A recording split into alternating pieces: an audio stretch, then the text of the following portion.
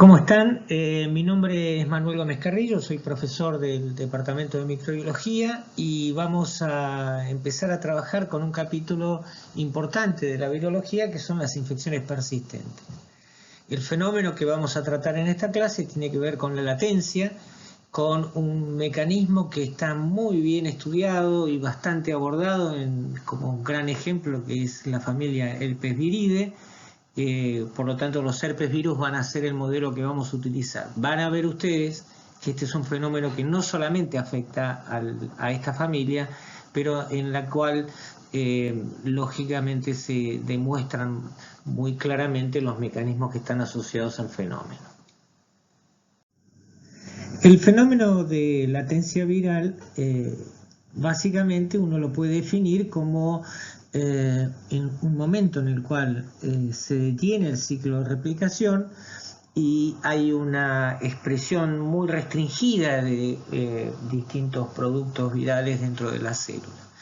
El virus permanece en su forma genómica dentro de la misma, no se expresa progenie viral alguna, pero es un fenómeno que básicamente tiene la posibilidad de ser reversible.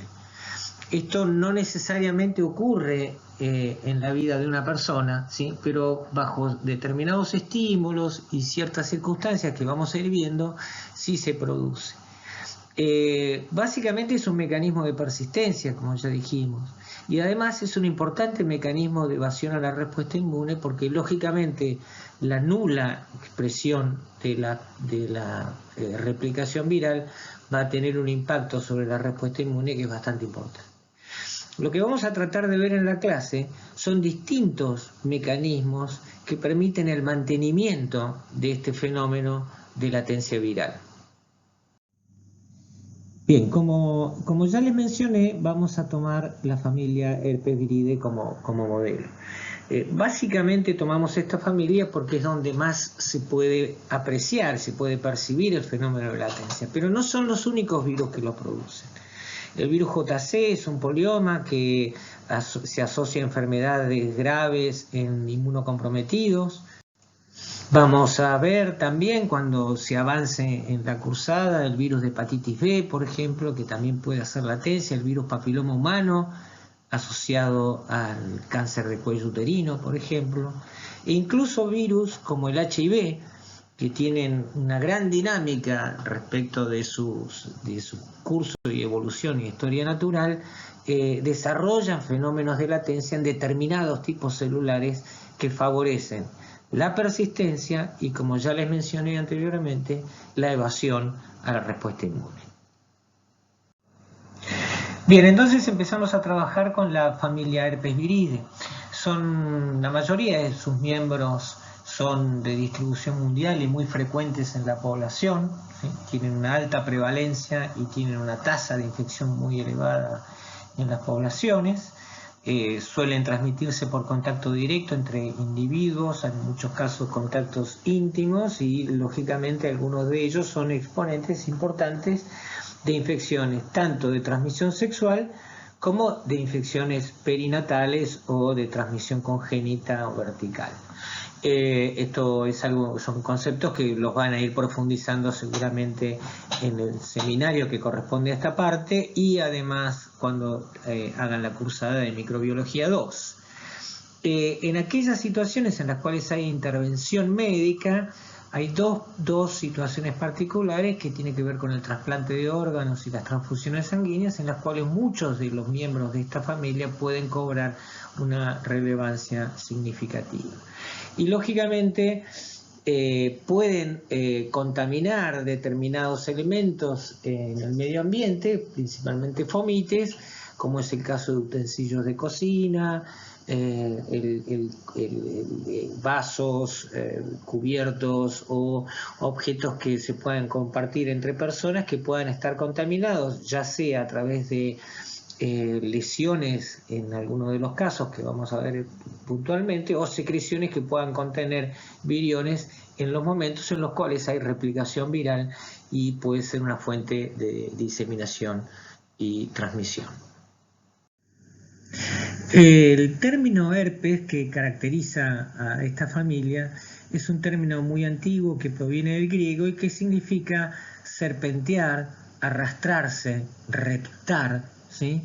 Y que de alguna manera fue descrito por algunas manifestaciones clínicas que Hipócrates observaba en ciertos individuos. Es muy probable que estas descripciones se relacionaran con alguno de los miembros de la familia herpes en base a las características clínicas que se describía.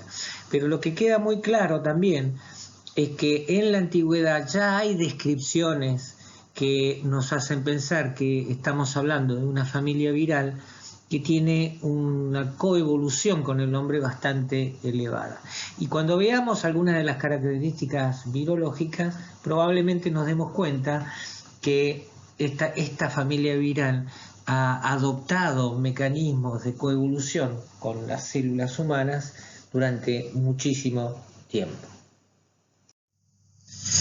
Muy bien, entonces vamos a empezar a trabajar con la familia herpes viride. Ustedes van a notar que hay 3 subfamilias dentro de todos estos virus: los alfa herpes virus, los beta herpes virus y los gamma herpes virus, con distintos exponentes. Hablando de los alfa, ustedes van a ver que incluye 3 exponentes que son los que vamos a analizar, particularmente el herpes simplex tipo 1, el herpes simplex tipo 2 y el virus de la varicela, el virus varicela zoster. Es importante que ustedes tengan en cuenta que existen células en las cuales el virus puede hacer una replicación productiva y otras células en las cuales el virus va a desarrollar el mecanismo de latencia.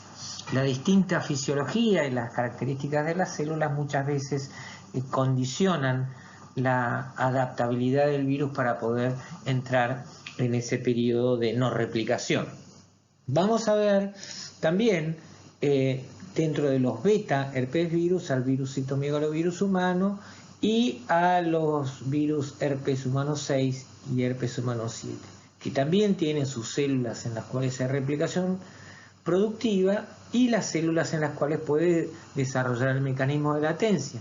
Es importante que ya tengan en cuenta que estas diferencias en los tipos de células en los cuales se interactúa condicionan mucho las características clínicas que van a tener los pacientes infectados con los distintos tipos de virus.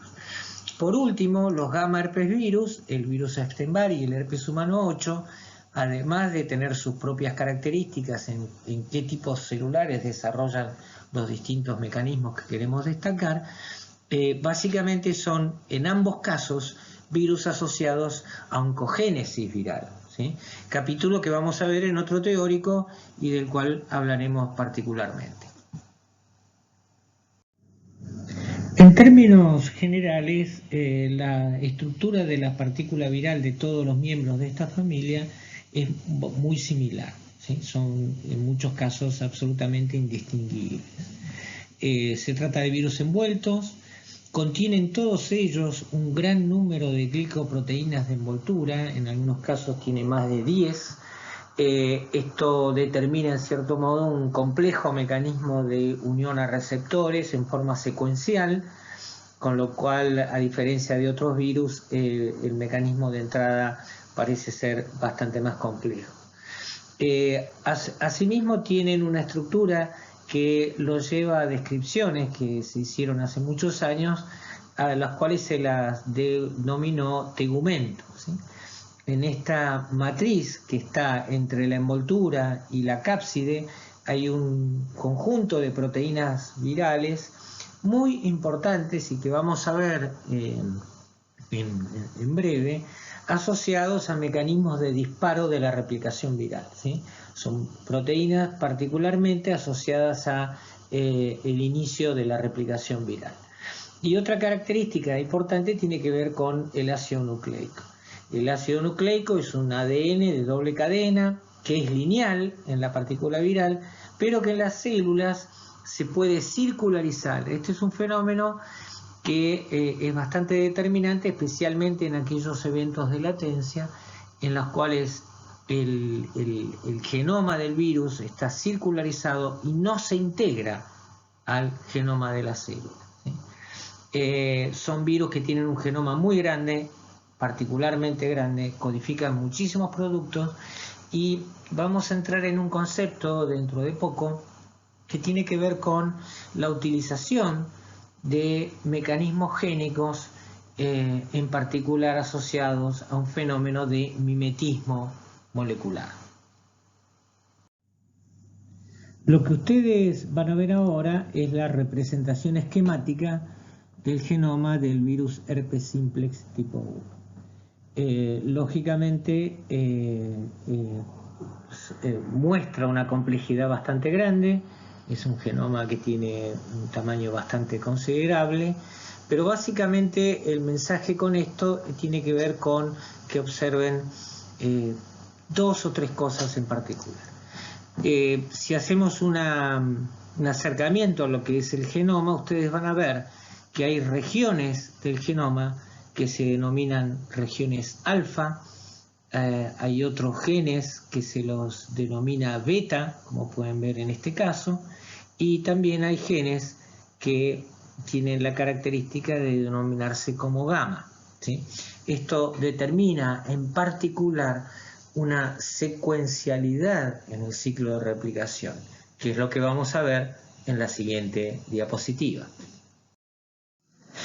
Esta secuencialidad comienza con, lógicamente, la invasión del virus a la célula. En este caso estaríamos hablando de una célula epitelial, por ejemplo, en el cual luego de la interacción de los receptores con las glicoproteínas de la envoltura viral, la cápside viral y todo un complejo proteico que lo acompaña ingresan al núcleo. Acá están las proteínas del tegumento, que después vamos a ver en detalle qué función cumplen, y a partir de ese momento se dispara un mecanismo en el cual la transcripción génica tiene tres etapas. Se transcriben los genes inmediatos tempranos y dan origen a proteínas inmediatas tempranas, las cuales facilitan la síntesis y la expresión de los genes tempranos, cuyas funciones ahora vamos a ver, y por último estos genes tempranos desencadenan como mecanismo en cascada la expresión de los genes gamma, que son los que codifican para proteínas tardías.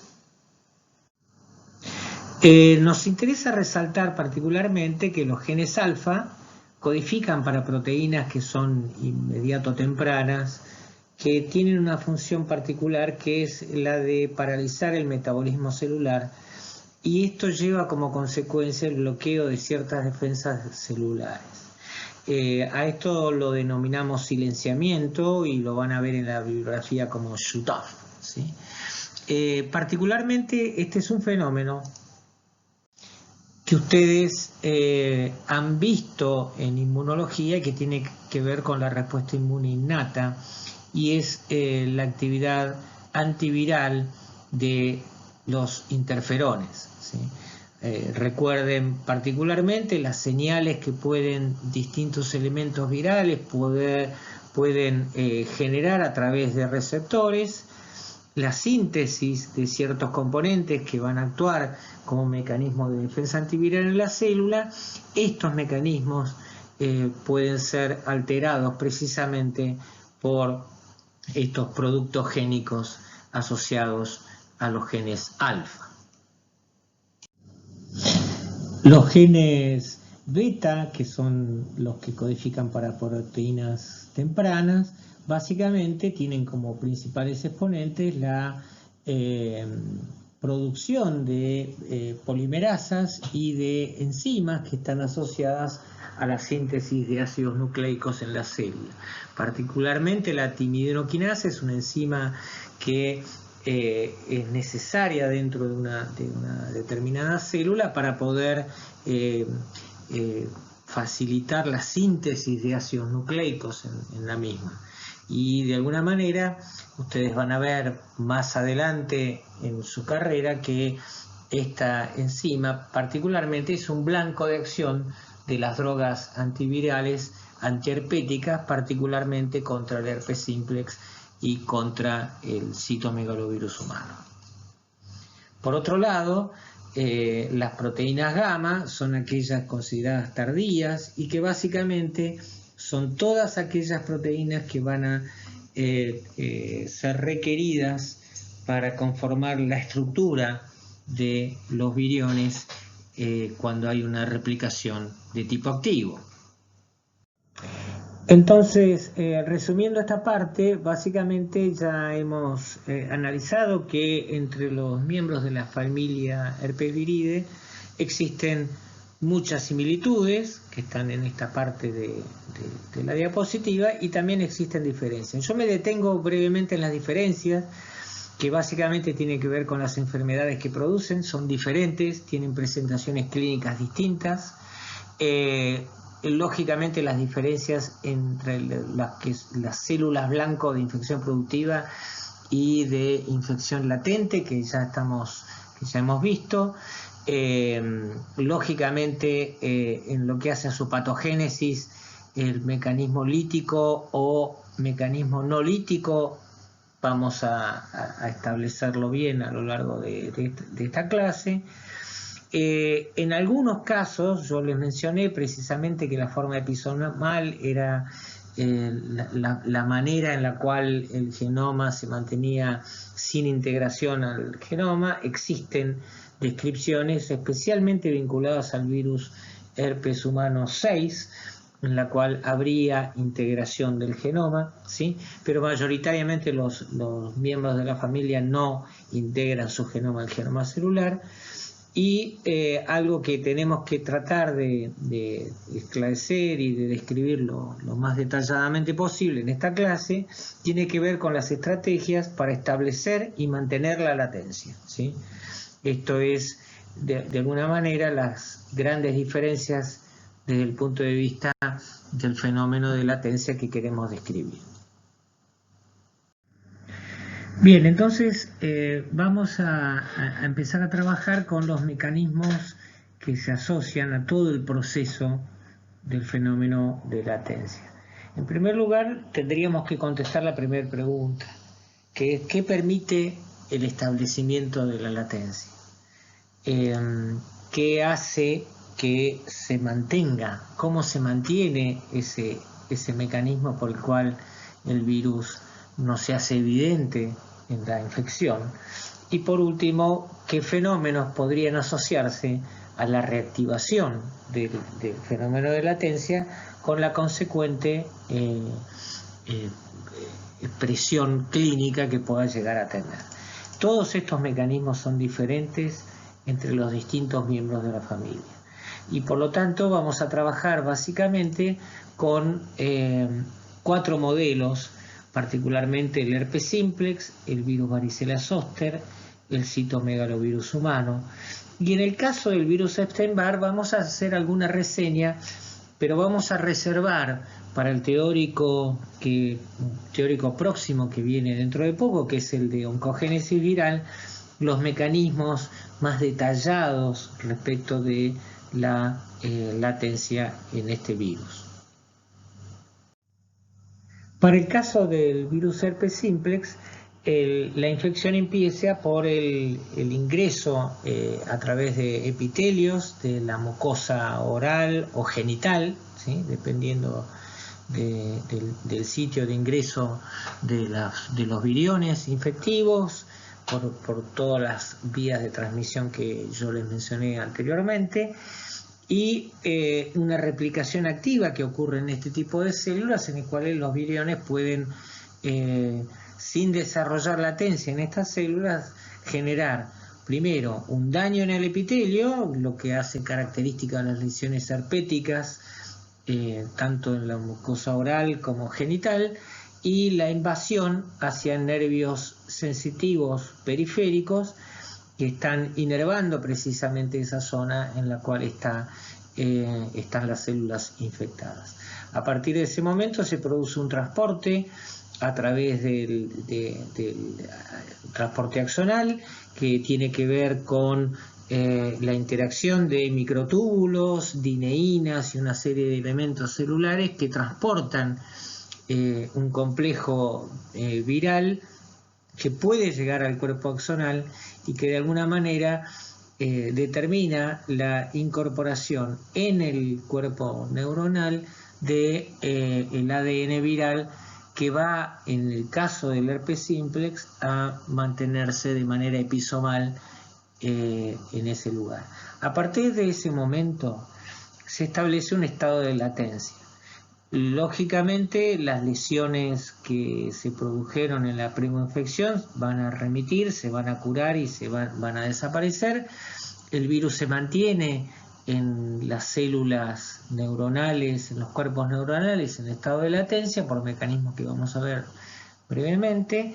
Y existen mecanismos que vamos a tratar de explicar, que reactivan y disparan el mecanismo de replicación viral de manera tal de que se produzca una migración de partículas virales hacia el epitelio nuevamente, el epitelio inervado, y una recurrencia de las lesiones que habitualmente ocurren en el mismo lugar donde fue establecida la infección inicial.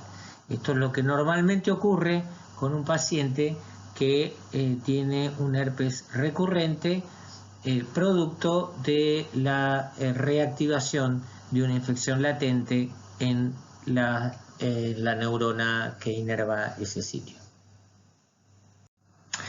Entonces, para analizar un poquito cómo se establece el disparo de la replicación, ustedes recordarán esta imagen. Esta es la imagen característica de los miembros de la familia Herpesviridae, en el cual les habíamos destacado que entre la envoltura y la cápside había una matriz constituida por una proteína. Esa matriz se denominaba tegumento. Esa proteína es una proteína que se llama BP16 o alfa-TIF, ¿sí? Que tiene un rol esencial en el disparo inicial de la replicación viral. De alguna manera, entonces, estas proteínas del tegumento lo que hacen es reclutar factores de transcripción celular que de alguna manera promueven la síntesis y la expresión de los genes inmediatos tempranos. Estos generan la síntesis de las proteínas alfa, que más allá de lo que nosotros vimos, se asocian al silenciamiento de algunas respuestas que pueda dar la célula respecto de la invasión viral. Se transcriben proteínas que tienen que ver con la promoción de la síntesis de las proteínas beta, y ahí se desencadena el mecanismo en cascada. La diferencia acá es que básicamente en las células del epitelio este mecanismo está absolutamente libre y está absolutamente facilitado. Sin embargo, ¿qué pasa en la neurona? Que este mecanismo no se dispara tan fácilmente, y es un poquito lo que queremos detallar. La infección de la neurona permite el ingreso del ADN viral al núcleo, pero no el ingreso de la proteína BP16, el transactivador, ¿sí? De manera tal de que los genes que son inmediatos tempranos no tienen su correspondiente promotor para poder disparar la señal en cascada. En el mantenimiento de la latencia intervienen ciertos factores celulares, como por ejemplo los factores de crecimiento neuronal, que de alguna manera mantienen la integridad neuronal fisiológicamente, son factores neurotróficos, y que de alguna manera facilitan la expresión de otros factores virales, como son los LATs, que son transcriptos asociados a la latencia, no son proteínas, que tienen funciones tanto de antimensajero, ¿sí? Y que además codifican para microRNAs que suprimen la expresión de los genes inmediatos tempranos. Ausencia del promotor y facilitación de la expresión de estos transcriptos que de alguna manera evitan la expresión de los genes que desencadenan la cascada de eventos de replicación viral. Desde el punto de vista clínico, la reactivación normalmente, cuando hay una recurrencia de una infección por herpes simplex, se asocia a determinadas situaciones. Estas situaciones pueden ser estrés, cambios muy evidentes en situaciones de la vida cotidiana, cambios hormonales, como podría ser, por ejemplo, un embarazo o alguna situación que involucre adolescentes, etc. La exposición a radiaciones ultravioletas es algo que suele darse también con frecuencia. Hay algunos mecanismos que describen esta situación en particular, o por ejemplo algunas intervenciones como aquellas en las cuales se hacen neuroectomías, ¿sí? Por ejemplo en el caso de una extracción dentaria, un tratamiento conducto, etcétera, que generan particularmente algún tipo de señal. Se estima que estas señales de reactivación, de estrés, etcétera, generan la inducción de la síntesis y expresión de EBP16, que a través de factores celulares como es el HCF, que es un factor celular que facilita la entrada de esta proteína al núcleo de la neurona, gatilla a toda la cascada de eventos que generan la replicación viral y que de alguna manera los viriones que se generan en ese evento empiezan a migrar hacia vía axonal ya centrífuga y empiezan a invadir el epitelio. Ahí aparecen las lesiones características que tienen que ver con la recurrencia de la reactivación de una infección latente por herpes simplex. Pero también es importante considerar que hay un control epigenético del mantenimiento de la latencia o del disparo de la reactivación.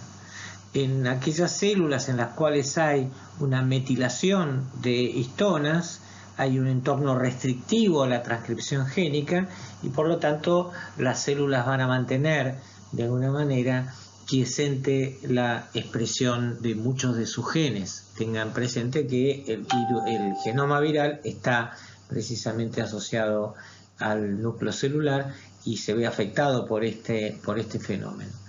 BP16 puede forzar este mecanismo a través del reclutamiento de factores celulares que favorezcan la acetilación y de alguna manera generar una cromatina laxa que pueda ser pasible de ser transcripta por distintas polimerasas que pueden estar actuando en esas células.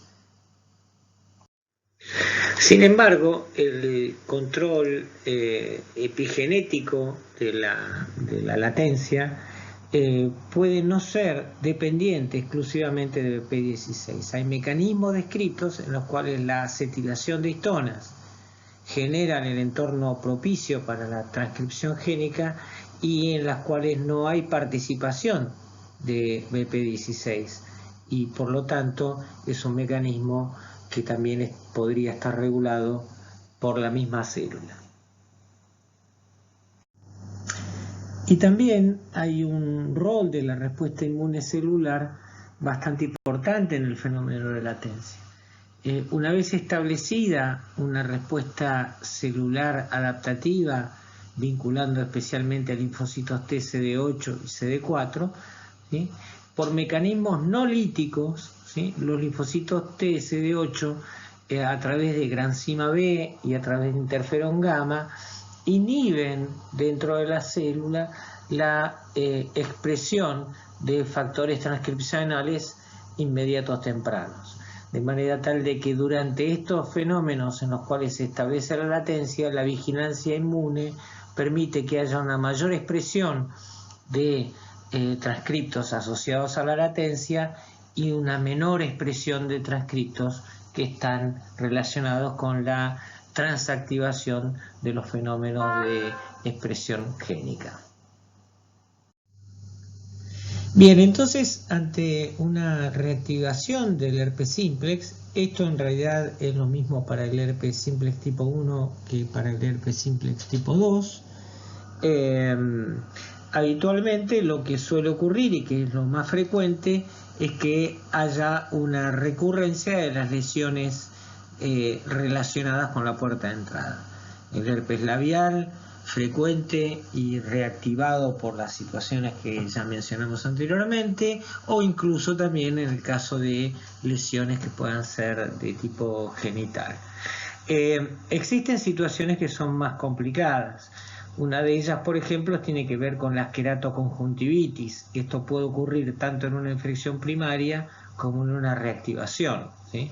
Donde un oftalmólogo podría diagnosticar esta situación claramente por la presencia y por las imágenes de un tipo de lesiones dendríticas que son muy características y que desde ya requieren la instauración de un tratamiento antiviral específico. Y la otra complicación esporádica, no muy frecuente, pero sí asociada especialmente a recurrencias y a reactivaciones del virus herpes, tiene que ver con las encefalitis. Las encefalitis herpéticas son secuelares, dejan daños permanentes en el caso de ser muy avanzadas y por supuesto requieren de una intervención, es una situación grave, requieren de una intervención infectológica con un tratamiento antiviral específico concreto. Bien, entonces continuamos con otro miembro de la subfamilia de los alfa herpesvirus, que es el virus varicela zoster. Ustedes van a apreciar aquí que las células blanco en las cuales hay replicación productiva son diferentes a aquellas que habíamos visto con el caso de los herpes simplex. Esto lógicamente lleva a pensar de entrada en que el curso de la infección por el virus varicela zoster es diferente, y a pesar de que en las células blancas en las cuales se establece latencia son las mismas. En la infección por el virus varicela zoster vamos a diferenciar las etapas tanto de infección primaria, latencia y reactivación. La infección primaria es una infección sistémica, se presenta en forma absolutamente diferente a lo que es la presentación que hemos visto del virus herpes simplex y que tendrá características que los vamos a mencionar brevemente. La latencia se desarrolla también en cuerpos neuronales de ganglios sensitivos asociados principalmente a cordones dorsales, ¿sí?, que hacen que en los eventos de reactivación se produzcan lesiones muy localizadas y asociadas a las metameras que son afectadas. En lo que hace a las características virológicas no es muy diferente de lo que hemos visto hasta ahora. Es un virus envuelto con múltiples glicoproteínas de envoltura, ADN lineal, doble cadena, de gran complejidad genética y de gran tamaño, y la presencia de un tegumento que se encuentra entre la envoltura y la cápside y que lógicamente tiene el mismo rol y el mismo papel que cumple con otros miembros de la familia herpes, como hemos visto hasta ahora. Asimismo, el ciclo de replicación tiene también los eventos de replicación que hemos mencionado en lo que hace a la cascada de proteínas alfa o inmediatas tempranas o beta, y tardías o gamma, de manera tal de que el ciclo de replicación responde al mismo patrón de transcripción génica que hemos visto con el caso del herpes simplex. La infección primaria o varicela es una infección respiratoria prácticamente. La vía de ingreso tiene que ver con el compromiso de las vías respiratorias superiores, la replicación viral en la mucosa respiratoria superior, la infección de linfocitos T y el desarrollo de una viremia importante que va a ir diseminando el virus a distintos órganos y tejidos, especialmente a la piel.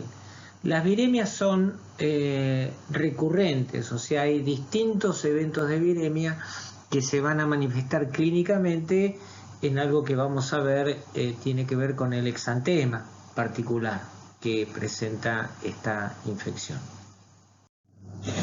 Y la infección tiene un periodo inicial en el cual el paciente, especialmente niños, que son los principales que se ven afectados por esta infección, hacen un cuadro febril inespecífico en el cual hay decaimiento, hay un cuadro, un síndrome de tipo gripal que se desencadena en el exantema, que afecta la cara, el tronco, el cuero cabelludo, ¿sí? Y que tiene lesiones que son maculopapulares muy características y con distinto grado de evolución.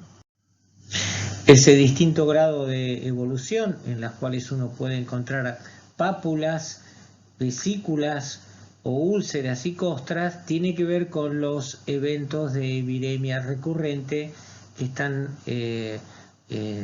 desarrollándose en la infección primaria y en los cuales los linfocitos T, CD4 principalmente, tienen un rol bastante esencial para el acceso del virus a la piel.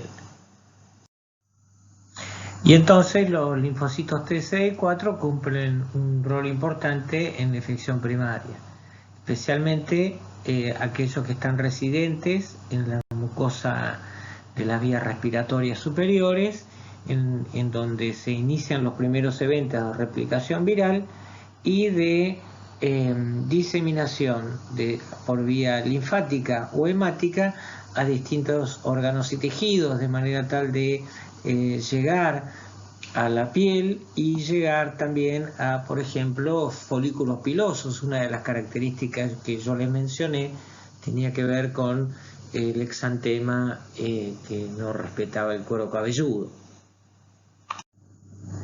La llegada del virus a los estratos basales de la epidermis y la infección de estas células inmaduras lleva a que la replicación viral y a la presencia de linfocitos T, CD4 infectados generen un fenómeno citopático muy característico que tiene que ver con el fenómeno de la aparición de células multinucleadas, ¿sí? De la formación de sincicios, algo que ustedes van a ver en microbiología 2 se asocia a el diagnóstico específico de una infección por virus de la familia de los herpes en este tipo de lesiones.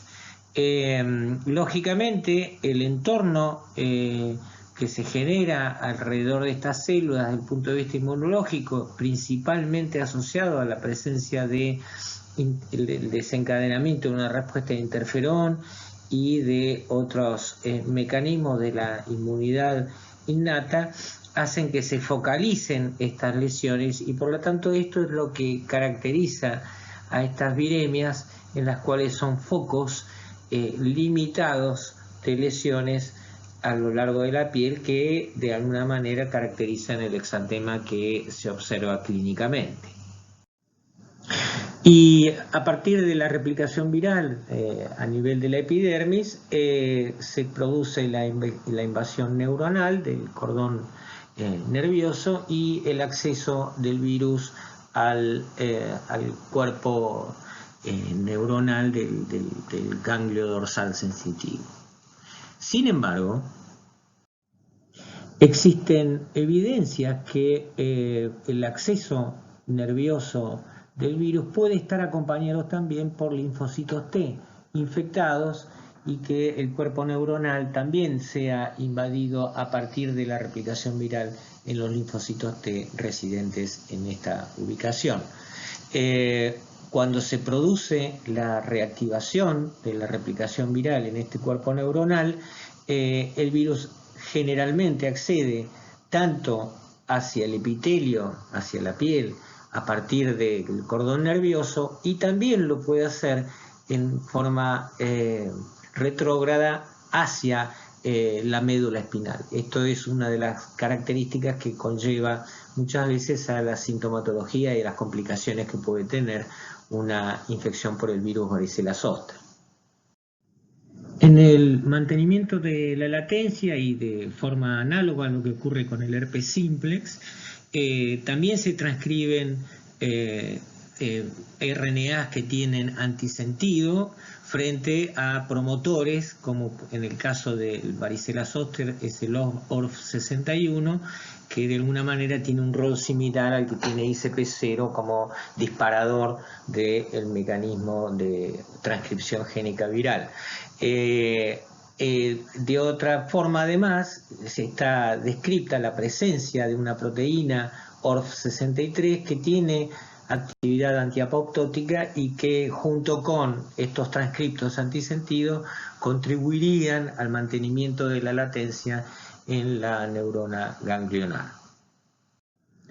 La reactivación de la replicación viral puede darse a partir de señales principalmente provenientes de los epitelios y de la piel, y también esto puede ocurrir a partir de señales neuronales que vengan desde la médula espinal. Y en estos casos, estas señales, que pueden ser frecuentes, están siendo inhibidas básicamente por la vigilancia inmune T. Esto es muy característico en la infección por herpes zóster, porque está muy asociada la reactivación de la replicación viral a deficiencias inmunitarias. Ustedes van a ver que los pacientes que tienen reactivaciones por el virus varicela zoster normalmente se asocian a edad avanzada, donde el sistema inmune ya, digamos, no tiene una vigilancia muy fuerte respecto de esta situación, casos en los cuales hay inmunodeficiencias diversas, el caso del síndrome de inmunodeficiencia adquirida, la aparición, digamos, de lesiones asociadas a la reactivación del virus varicela zoster, de un zóster, pueden indicar en un paciente joven, por ejemplo, que estamos frente a una deficiencia inmunológica que compromete especialmente a la respuesta T.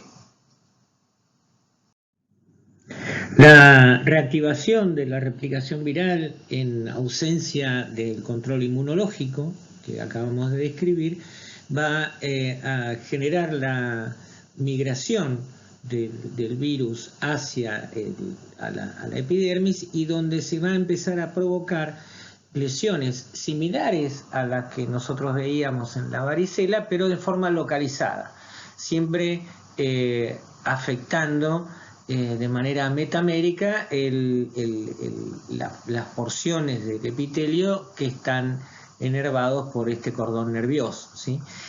No se vuelve a presentar un cuadro clínico de varicela en la reactivación. Es una infección localizada que podrá tener mayor o menor dimensión en función del sistema inmune del individuo, ¿sí? Y por supuesto las presentaciones clínicas pueden ser bastante características, como vamos a ver ahora. Este tipo de presentaciones localizadas, que son no exclusivamente, pero muy frecuentemente asociadas a cordones nerviosos intercostales, por ejemplo, le dieron el nombre a la familia viral que tenía que ver con el término herpes, ¿sí? Serpentear, ¿sí? Y de ahí viene el término la culebrilla, que ustedes saben que popularmente se menciona cuando hay una reactivación y la aparición de las lesiones características del zóster. Y acá tienen algunas imágenes de algunas presentaciones. Acá pueden ver el dermatoma característico de lo que es un zóster, ¿sí?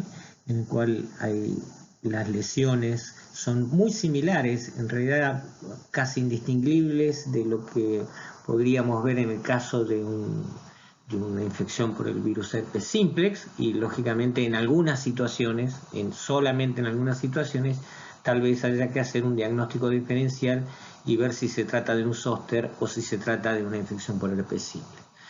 Estas son situaciones particulares. Lógicamente acá tienen una lesión extremadamente extendida en un individuo que probablemente tenga un déficit inmunológico importante y genere este tipo de diseminación en la piel, que es bastante amplio. Todas estas lesiones, en el caso de varicela zóster, particularmente en las reactivaciones, suelen ser lesiones muy dolorosas, ¿sí? Generan mucho dolor en el paciente. Y tal como les mencioné anteriormente, la reactivación de la replicación viral en la neurona ganglionar puede llevar al virus en forma centrífuga hacia el dermatoma y producir las lesiones que estamos describiendo, pero también puede haber invasión, ¿sí?, en forma centrípeta hacia el sistema nervioso central y básicamente provocar alguna de las complicaciones que se asocian a los casos de zóster grave. Estas complicaciones están asociadas a distintos eventos clínicos que vamos a mencionar ahora. Las complicaciones de la infección por el virus varicela zóster pueden darse en las dos situaciones claramente distinguibles. En la infección primaria, la varicela puede tener complicaciones graves en niños, por ejemplo, en los cuales la sobreinfección bacteriana de las lesiones puede llevar a infecciones graves de piel y tejidos blandos por distintas bacterias, especialmente estafilococos, estreptococos, ¿sí? Puede haber casos de neumonía grave y encefalitis, todo esto en el proceso de infección primaria. Durante el zóster y como complicaciones más salientes, tenemos lo más frecuente son las neuralgias posherpéticas, que pueden durar años. Se da en un porcentaje de aproximadamente el 15-20% de las personas que tienen un zóster, aunque haya ya sido curado y haya remitido, digamos, esta recurrencia, las neuralgias posherpéticas son frecuentes. Neumonías, daños a nivel del sistema nervioso central que pueda llevar a sorderas, cegueras, ¿sí?, por queratoconjuntivitis, y las encefalitis, digamos, son otras complicaciones frecuentes de la reactivación del virus varicela zóster. Con lo cual, en los últimos años se desarrolló una vacuna a virus atenuado que básicamente tiene dos esquemas de administración. La administración en la infancia para evitar precisamente los casos de varicela y específicamente no llegar a las complicaciones que pueda tener una varicela en un niño, y también como prevención de las complicaciones que puedan tener los adultos mayores en el caso de tener una reactivación y un zóster, ¿sí? La vacuna es la misma, pero se da en esquemas que son absolutamente diferentes y que esto no es necesario que lo sepan ahora y lo van a ver más adelante a lo largo de la carrera. Bien, y entonces ahora pasamos a un importante exponente de la familia de los virus herpes, que es el citomegalovirus humano, ¿sí? Acá tenemos las células en las cuales se produce la replicación productiva, siempre existen estas diferencias en todos los miembros de esta familia, y las células en las cuales se puede desarrollar el fenómeno de latencia. La fisiología celular y las características del virus son en esta familia bastante particulares para poder desarrollar ambos lados de la patogénesis, ¿sí? La infección reproductiva y la latencia. La infección por citomegalovirus es una infección muy prevalente en la población. La mayor parte de las infecciones ocurren en la infancia, en la niñez. Habitualmente pueden ser asintomáticas o tener algunos signos o síntomas menores, y generalmente en adultos jóvenes puede dar manifestaciones como el síndrome mononucleosiforme, que es un tema que ustedes van a ver recién en microbiología 2 y que se asocia a la infección primaria por citomegalovirus. Lógicamente la infección es latente por mecanismos que vamos a tratar de describir en esta parte de la clase, y que comprende principalmente la recurrencia y las manifestaciones clínicas, que son muy variadas. Estamos hablando de una infección sistémica que básicamente se da en pacientes que bajo alguna circunstancia están inmunosuprimidos. Existen varias puertas de entrada y de diseminación del virus, donde básicamente la infección primaria puede afectar la mucosa oral, ¿sí? La entrada por vías respiratorias superiores, digestivas, ¿sí? En la infección primaria puede haber algunos signos y síntomas que llevan al síndrome mononucleosiforme o ser totalmente asintomáticas. También es una infección que tiene transmisión vía genital, vía sexual, o sea, es una enfermedad de transmisión sexual, que también se considera como esto, y es una infección sistémica que afecta a distintos órganos y tejidos. Existen distintas situaciones en las cuales la enfermedad puede ser grave, particularmente en individuos inmunocomprometidos. Básicamente vamos a ver algunas de estas situaciones en particular, y también en lo que hace a la transmisión vertical, ¿sí?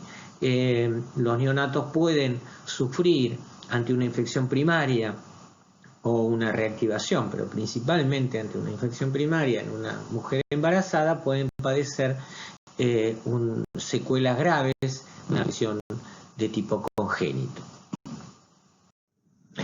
Con lo cual, esta gráfica de alguna manera resume las situaciones en las cuales puede haber complicaciones diversas en distintos individuos. Puede haber infección renal, puede haber neumonías, puede ocurrir hepatitis, y siendo la puerta de entrada natural o vía iatrogénica, es una importante entidad dentro del contexto de lo que es el trasplante de órganos, ¿sí? Que de alguna manera pueden llevar a las distintas patologías que pueden asociarse. También, lógicamente, como pudimos mencionar recién, la transmisión vertical es uno de los escenarios también de complicaciones. Desde el punto de vista virológico, citomegalovirus tiene las mismas características que todos los miembros de la familia. Virus envuelto con un número importante de glicoproteínas de la envoltura, la presencia de un tegumento que rodea la nucleocápside, que también tiene las mismas funciones que hemos visto como factores de disparo de la transcripción viral. Citomegalovirus utiliza a través de su glicoproteína B a receptores de factores de crecimiento derivado de plaquetas, que son factores que intervienen en eventos de angiogénesis, ¿sí? A partir de allí, el ciclo de replicación sigue los mismos parámetros que veníamos viendo de los miembros de la familia, en los cuales hay infección productiva, que tiene que ver con macrófagos, células dendríticas, fibroblastos, células endoteliales, esa cascada de eventos de proteínas inmediatas tempranas y tardías, de alguna manera generan la infección productiva y de alguna manera la diseminación sistémica del virus a distintos órganos y tejidos, como hemos visto. en otras células, principalmente las células pluripotenciales, hematopoyéticas, las stem cells CD34 positivas, y los macrófagos son los escenarios en los cuales puede establecerse la infección latente, infección que va a durar de por vida y que tendrá de alguna manera un rol esencial en la persistencia. Bien, este esquema resume de alguna manera los eventos que se pueden asociar a la latencia o a la infección productiva. Es un esquema bastante complejo, muchos de estos eventos no están completamente dilucidados, entonces vamos a hacer de alguna manera una división entre los fenómenos más salientes asociados a la latencia y a la infección productiva. Si vemos el entorno de lo que es una célula en la cual se favorece la infección latente, vamos a describir algunos factores que son importantes tener en cuenta para el mantenimiento de la latencia. Básicamente, una proteína viral, la US28, estaría asociado a eventos de señalización y modulación del ciclo celular que de alguna manera restringirían los mecanismos de disparo de apoptosis. Esto es algo que de alguna manera favorece el entorno celular para la persistencia del virus.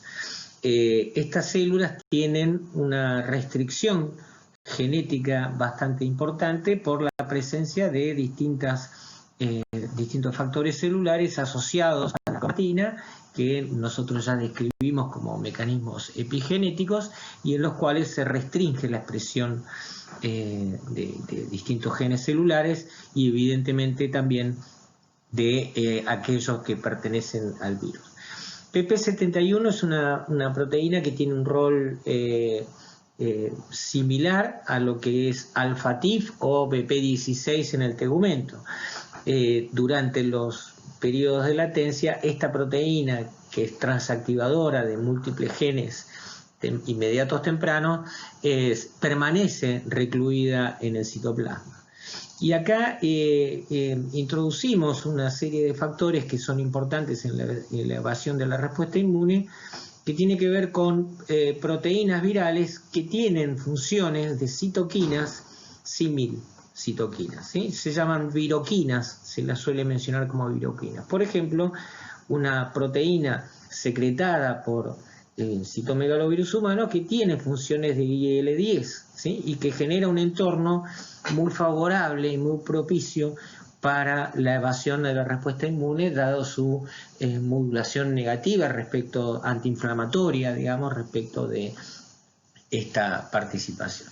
Cuando ocurre la reactivación suele ocurrir frente a determinadas situaciones donde, por ejemplo, pérdida de la inmunidad celular T, la señalización por parte de ciertas citoquinas o daños que pueden ocurrir en el DNA, etcétera, son escenarios que permiten la reactivación y pasaríamos, digamos, a un entorno de infección productiva. En los eventos de infección productiva, básicamente uno de los principales actores es la PP71. La PP71 facilita un entorno que desreprime la restricción génica que hay en la célula a través de distintos factores celulares que intervienen en esta interacción y de alguna manera dispara y gatilla los mecanismos de transcripción de los genes inmediatos tempranos y tardíos. Esa cascada lógicamente va a llevar a la producción de una progenie y a la reactivación y diseminación del citomegalovirus en el organismo del individuo. Y entonces podemos de alguna manera resumir que los factores transcripcionales asociados al tegumento cumplen un rol esencial, en este caso PP71, para generar un entorno menos restrictivo respecto de la expresión génica de la célula. Y estamos hablando de una infección productiva, ya sea una infección primaria o una reactivación, en las cuales las condiciones en las cuales se encuentra el paciente son fundamentales para ver las distintas patologías que se pueden encontrar.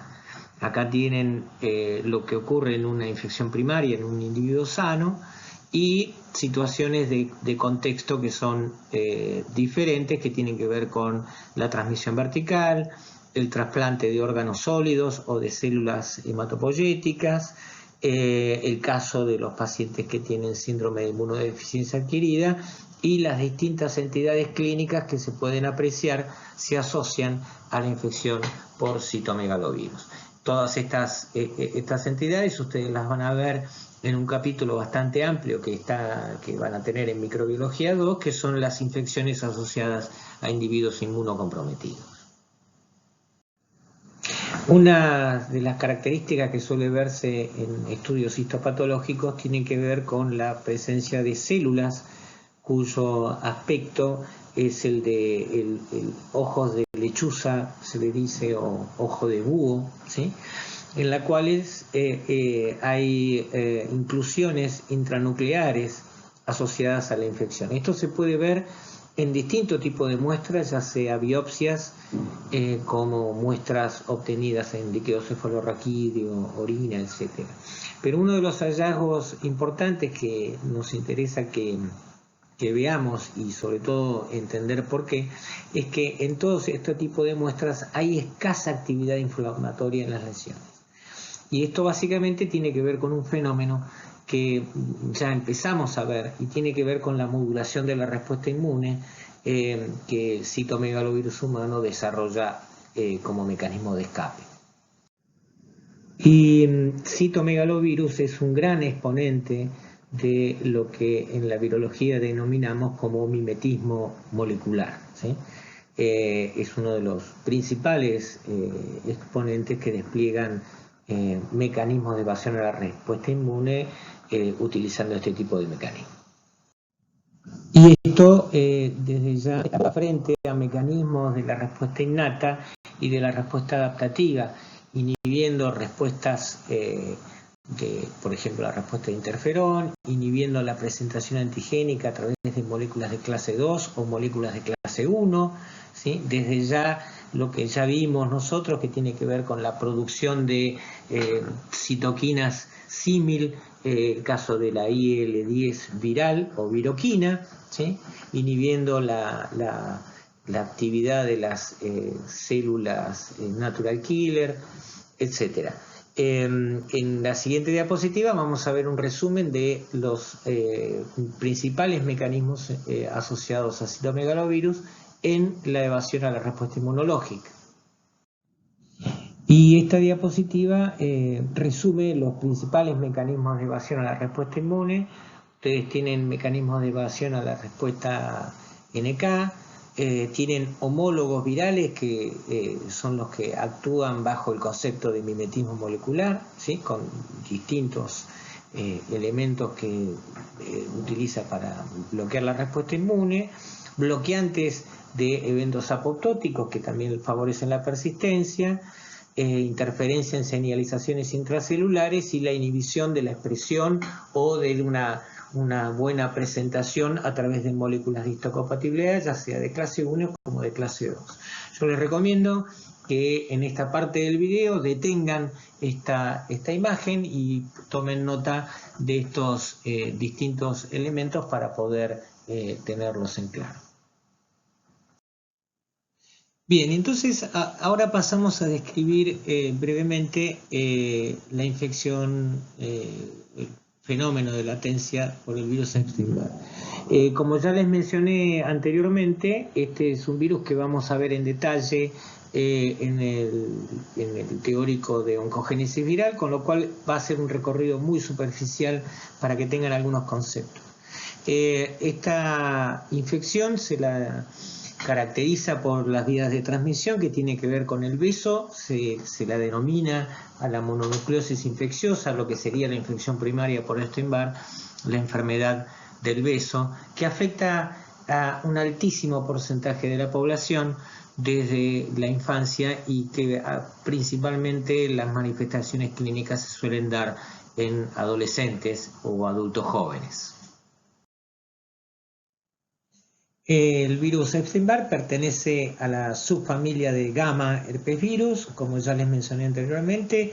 Estos virus de los gamma herpes virus están asociados al mecanismo de transformación celular e infectan células del epitelio orofaringeo, linfocitos B, y en los cuales linfocitos B desarrollan los mecanismos de latencia. La replicación del virus a partir del momento en que ingresa por la vía de transmisión frecuente, que tiene que ver con saliva en la cual hay partículas virales, infecta el epitelio e infecta también linfocitos B que están en la orofaringe. En el caso de Epstein-Barr particularmente, nosotros vamos a ver que hay 4 tipos de latencia distintas, en las cuales hay diferente expresión de factores virales, algunos de ellos bastante importantes y en algunos casos asociados al desencadenamiento de distintas enfermedades oncológicas. Básicamente el virus Epstein-Barr lo que induce en particular es la proliferación de linfocitos B.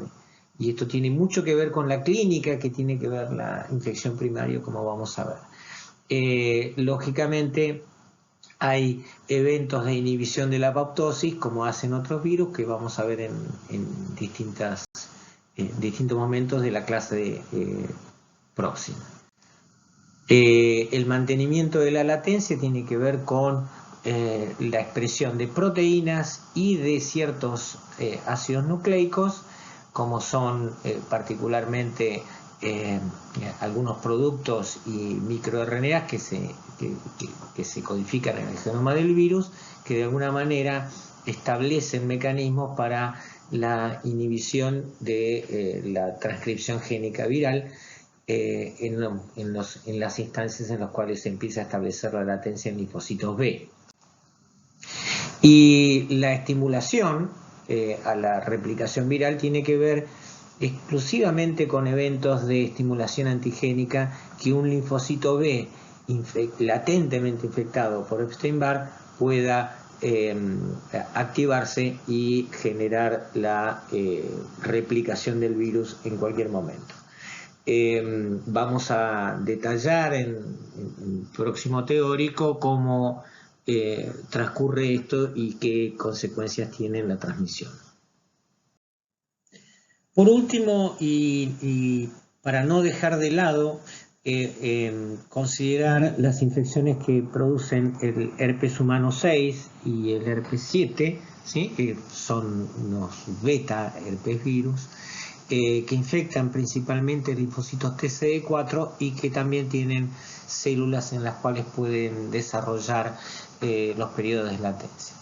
De estos virus básicamente no hay mucho conocimiento respecto de los mecanismos de mantenimiento de la latencia, pero sí ténganlos en cuenta en términos de lo que producen y en qué situaciones están relacionados con la patología humana.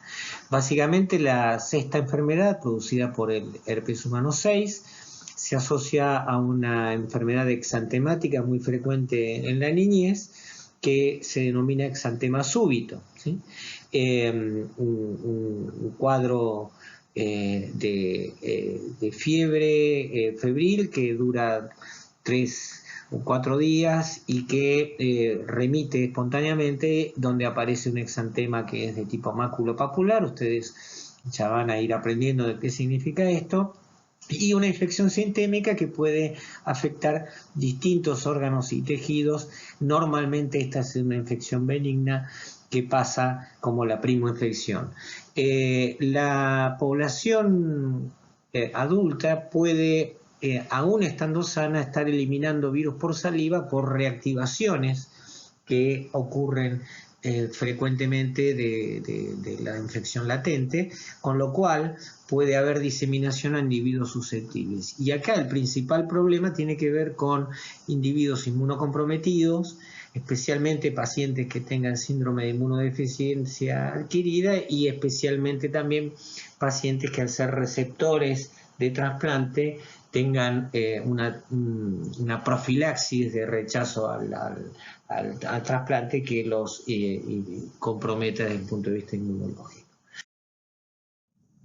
Y acá tienen algunas de las características salientes del herpes 6 y del herpes 7, principalmente asociadas a la transmisión, a lo que sería la infección transplacentaria y lógicamente la reactivación que puede ser bastante común durante el embarazo, ¿sí? El herpes humano 6, importante en los casos de enfermedad en adultos, particularmente es el herpes humano 6B, ¿sí? Particularmente. Y el escenario más importante en el cual cobran relevancia estos virus tiene que ver especialmente en el caso del trasplante y la reactivación, por ejemplo, que puede dar distintos tipos de manifestaciones clínicas e incluso asociarse al rechazo, ¿sí? de órganos en particular. Les agradezco mucho la atención. Y bueno, estaremos pronto en contacto nuevamente con el teórico de infecciones virales transformantes.